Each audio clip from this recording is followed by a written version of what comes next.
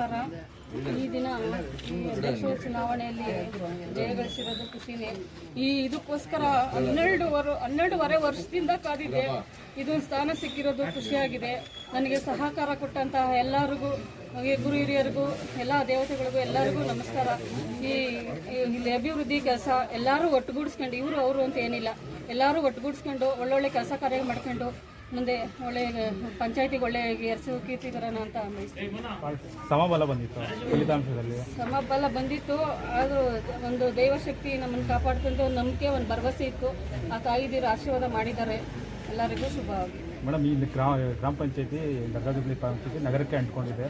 Same ನಗರಸಭೆ ಅದೇ ರೀತಿ ಇದೆ. ನಿಮಗೆ ಯಾವ ರೀತಿ ಸವಾಲು ಇರುತ್ತೆ? ನಗರಸಭೆಗೆ ನಾನು ಪಂಚಾಯತಿ ವ್ಯಾಪ್ತಿಯಲ್ಲಿ ಇನ್ನೂ ಒಳ್ಳೊಳ್ಳೆ ಅನುಕೂಲ ಕೆಲಸ ಕಾರ್ಯಗಳು ಮಾಡ್ಬೋದು, ಒಳ್ಳೆ ಅಭಿವೃದ್ಧಿ ಪದ್ಧತಿ ಕಡೆ ಕರ್ಕೊಂಡು ಹೋಗ್ಬೋದು. ಅದಕ್ಕೆ ಒಳ್ಳೊಳ್ಳೆ ಇನ್ನು ನಗರಸಭೆಗಿನ್ನ ಹೆಚ್ಚಿನಾಗಿ ಅನುದಾನಗಳು ತಂದು ಒಳ್ಳೆ ಅಭಿವೃದ್ಧಿ ಪಡಿಸೋಣ ಅಂತ ದರ್ಗಾಜೋಗಳ್ಳಿ ಗ್ರಾಮ ಪಂಚಾಯತಿಯ ಚುನಾವಣೆ ನಡೆಯಿತು. ಈ ಚುನಾವಣೆಯಲ್ಲಿ ಕಾಂಗ್ರೆಸ್ ದುರಾಡಳಿತ ಒಪ್ಪದ ಕಾರಣ ಎಲ್ಲ ಸದಸ್ಯಗಳು ಇವತ್ತು ನಮ್ಮ ಬಿಜೆಪಿ ಅಭ್ಯರ್ಥಿಗಳಾದ ಶಶಿಕಲಾ ನಾಗರಾಜ್ ಅವರನ್ನ ಅಧ್ಯಕ್ಷರಾಗಿ ಆಯ್ಕೆ ಮಾಡಿದ್ದಾರೆ. ಹಾಗೆ ಶೋಭಾಬಾಯಿ ಪ್ರಕಾಶ್ ಅವರನ್ನ ಉಪಾಧ್ಯಕ್ಷರಾಗಿ ಆಯ್ಕೆ ಮಾಡಿದ್ದಾರೆ. ಎಲ್ಲ ಗ್ರಾಮ ಪಂಚಾಯತಿ ಸದಸ್ಯರಿಗೂ ನಾನು ಧನ್ಯವಾದಗಳನ್ನು ತಿಳಿಸ್ತೀನಿ. ಹಾಗೂ ಈ ಗ್ರಾಮ ಪಂಚಾಯತಿ ಇದುವರೆಗೂ ಯಾವುದೇ ಕೆಲಸ ಕಾರ್ಯಗಳು ಕಾಂಗ್ರೆಸ್ ದುರಾಡಳಿತದಿಂದ ಯಾವುದೇ ಕಾಮಗಾರಿಗಳು ಆಗಿರಲಿಲ್ಲ.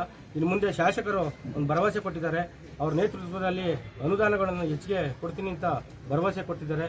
ಆ ನಿಟ್ಟಿನಲ್ಲಿ ಎಲ್ಲರೂ ಸಹ ನಮ್ಮ ಸದಸ್ಯರು ಒಪ್ಪಿ ಇವತ್ತು ಅಭ್ಯರ್ಥಿಗಳನ್ನ ಆಯ್ಕೆ ಮಾಡಿದ್ದಾರೆ.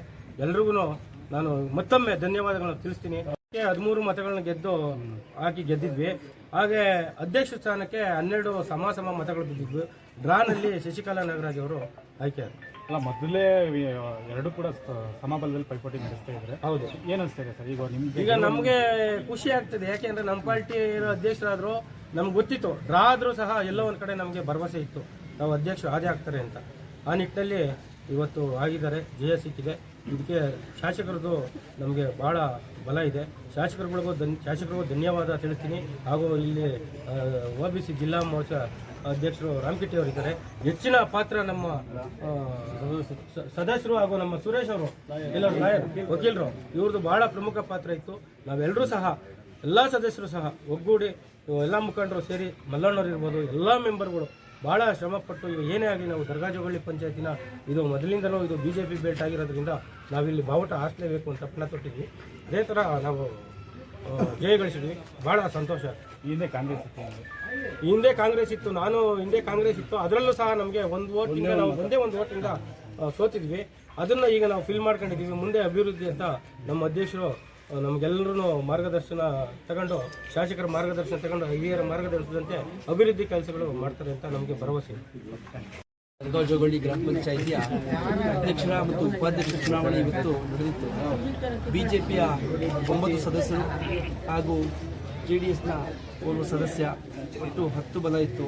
ಅಷ್ಟರಲ್ಲಿ ಇಡೀ ಕಾಂಗ್ರೆಸ್ನ ಕೆಲವು ಏನು ಕಾಮಗಾರಿಗಳಾಗಿರ್ಬೋದು, ಕೆಲಸ ಕಾರ್ಯಗಳಾಗಿರ್ಬೋದು, ಯಾವುದೂ ನಡೀದೇ ಇರತಕ್ಕಂಥದ್ದನ್ನು ಗಮನಿಸಿ ನಮ್ಮ ಆನಂದಮ್ಮಕ್ಕವರು ನಮ್ಮ ಜೊತೆ ಕೈಗೂಡಿಸಿದ್ರು.